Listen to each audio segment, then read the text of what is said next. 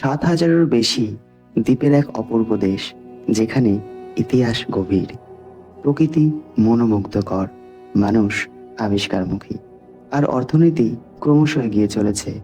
আজ আমরা সময়ের স্রোত ধরে জানব ফিলিপাইন্সের কাহিনী, অতীত, বর্তমান আর ভবিষ্যতের গল্প।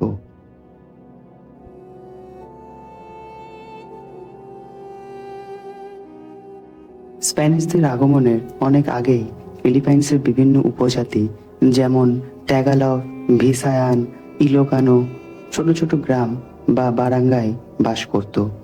প্রতিটি গ্রাম পরিচালনা করতেন একজন দাতু বা প্রধান।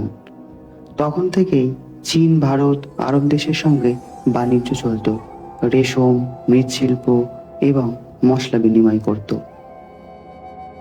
1521 সালে পর্তুগিজ নাবিক ফার্দিনান্দ ম্যাগেলান এখানে পৌঁছান, আর সেখান থেকে শুরু হয় স্প্যানিশ উপনিবেশ। প্রায় 300 বছর স্পেন এই দ্বীপপুঞ্জ শাসন করে।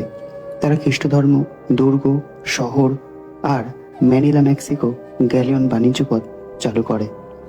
স্বাধীনতার জন্য আন্দোলনে জন্ম নেন মহান নেতা হোসে রিজাল ও আন্দ্রেস বনিফাসাও। 1898 সালে স্পেনের পরাজয়ের পর ফিলিপাইন্স যুক্তরাষ্ট্রের হাতে চলে যায়।